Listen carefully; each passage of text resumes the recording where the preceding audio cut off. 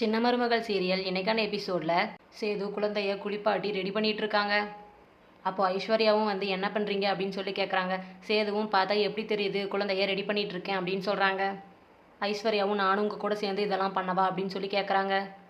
சேதுவும் நான் பார்த்துக்கிறேன் நீ பாட்டுக்கு ஜாலியாக இரு அப்படின்னு சொல்கிறாங்க. ஐஸ்வர்யாவும் இல்லை மாமா இதெல்லாம் எனக்கும் சொல்லிக் கொடுங்க நானும் கற்றுக்கிறேன் அப்படின்னு சொல்கிறாங்க. சேதுவும் சரி நான் சொல்லித்தரேன் அப்படின்னு சொல்கிறாங்க. சேதுவும் ஐஸ்வர்யாவும் சேர்ந்து குழந்தைக்கு ட்ரெஸ் எல்லாம் போட்டு விடுறாங்க. 2 பேரும் சேர்ந்து குழந்தைய கொஞ்சிட்டு இருக்காங்க.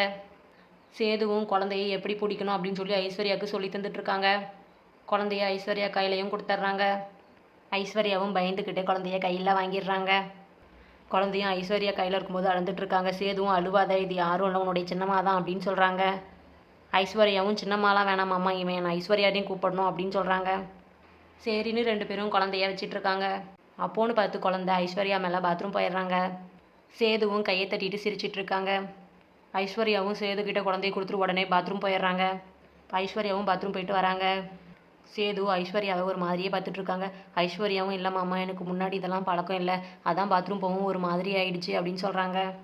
சேதுவும் குழந்தை விஷயத்தில் நீ இதெல்லாம் செய்யணுன்ட்டு நான் எதிர்பார்க்கவே இல்லை உன்னால் முடிஞ்சா பண்ணு நீ நல்லபடியாக பார்த்துக்கணும்னு நினச்சதே எனக்கு போதும் அப்படின்னு சொல்கிறாங்க.